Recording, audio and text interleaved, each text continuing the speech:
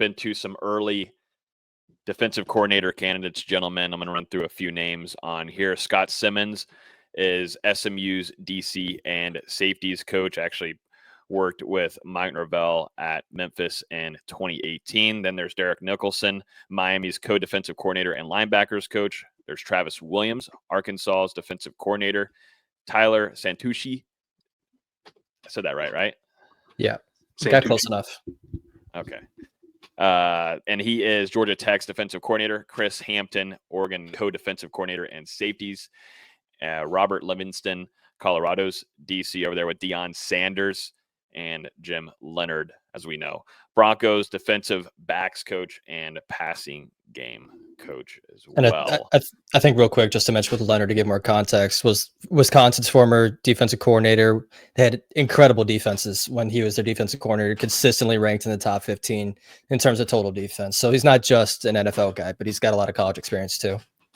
Mm-hmm. Well, let's start off with Scott Simmons there, SMU's defensive coordinator and safeties coach. A lot of ties with Mike Norvell, so that's why we want to bring him up pretty early on in this conversation.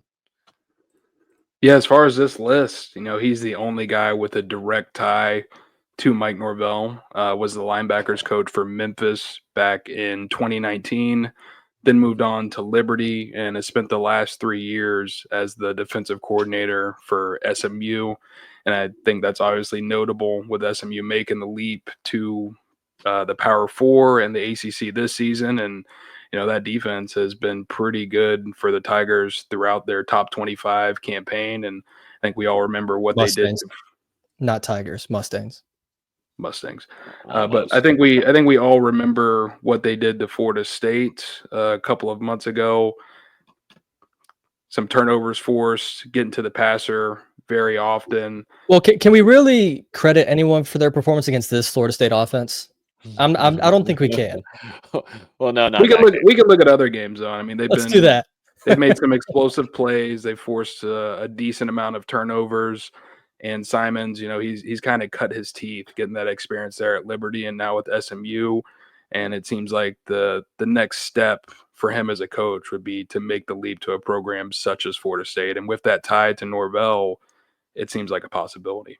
I'm going to need to bring in, I want to see, and it's going to have to play a vital role on recruiting as well, because that's something that has just been a plethora of L's that this side of the ball has taken throughout the last couple of years, of where you thought you were bringing in some pretty big time game changers on the defensive side of the ball, and it has not happened. And that's something that I think is going to be the big focus here on what you're going to be doing in your game and your plan ahead on the defensive side of the ball.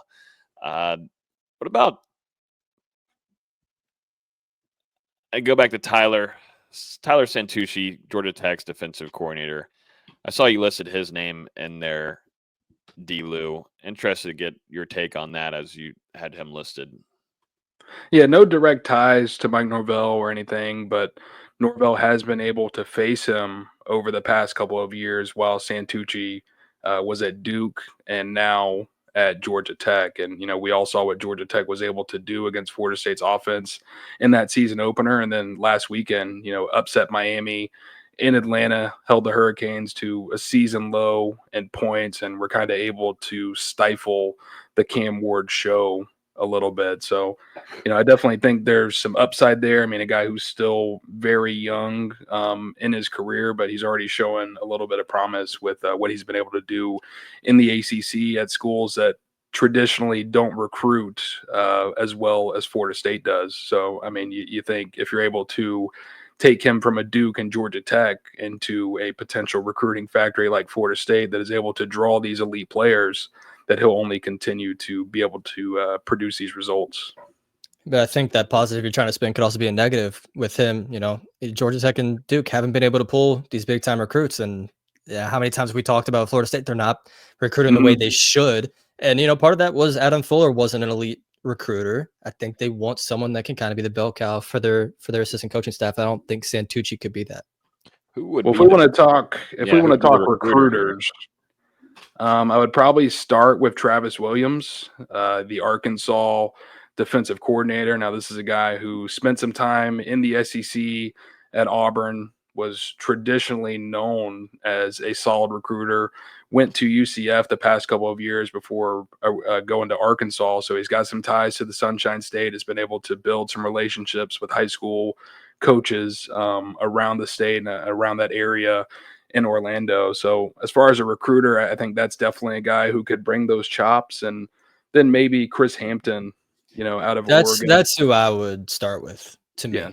Dan Lanning coaching tree, co-defensive coordinator and safeties coach for the Ducks right now, which is essentially what you're losing with Adam Fuller, because he's the defensive coordinator and also handles a lot of the safety duties for FSU during practice. So Hampton would slide right into that for Florida State, and Oregon over the last couple of years has been running it up on the recruiting trail for the most part.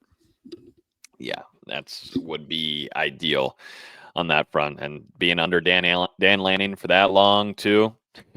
Be interesting to have those conversations for Mike Norvell getting and jumping into what's going on in Eugene. Hey, Dan, I need to talk to your co-defensive coordinator here and maybe take one away from you, bud. But that could also be a pro there. You look at what Dan Lanning could say. Hey, he could get someone replaced easily. Just say, hey, just got my guy. He's gone to Florida State, and I can help him in whatever he needs to do on the recruiting trail for him on the coaching side of things. But that's also his coaching tree grows.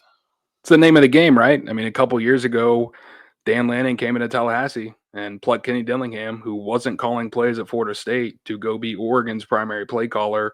And then now Dillingham is a head coach himself at Arizona State. You could have a similar storyline here. Chris Hampton, the co-defensive coordinator at Oregon. So he's not necessarily calling the defense on game day for the Ducks. He would get that opportunity in Tallahassee, and maybe that plus a monetary raise would help FSU persuade him a little bit. Mm-hmm. No joke about it. Anything else on the defensive coordinator candidates? It's early, and we're going to have a lot more discussions as probably some names trim down a little bit, or some join the fun. What you got, BZ? I think Jim Leonard would be very interesting. I don't know if he wants to leave the Midwest, where he's been basically his entire career, but we know he can coach defense with the best of them. I've also seen a few people throw out Will Muschamp, who's just a defensive analyst at Georgia right now. Would he want to get back and be a defensive coordinator? We know he can recruit. We know he can coach defense as long as he doesn't have to worry about the offense. That's really all that matters with him. Me personally, I would not be a big fan of Derek Nicholson from Miami. Obviously, those linebackers are playing well, but that defense as a whole is not playing great. And really just he's not calling it though. Yeah, but I don't know if I'd trust any piece coming from that defense right now. Really any former Florida State player that people are mentioning, like Antonio Cromartie, trying to get in the conversation. What are you doing? He's a defensive analyst at St. Augustine University right now. I don't think he's going to be Florida State's next defensive coordinator. I will say at least Derek Nicholson, he's got that proven experience. He's been coaching at the college level for over a decade. Last 5 years in the ACC, was at Louisville for a little bit, joined Miami last year, was the linebackers coach, got that promotion to co-defensive coordinator this year. So, I mean, he's been making that rise over time. I'm not necessarily saying that he should be a top candidate for this defensive coordinator job, but when you think about the leaps that he's been making over the years, the ties to Florida State could be at least worth a conversation. If he wanted to come be Florida State's linebackers coach, I'd be all for it. But as a defensive coordinator, I don't know.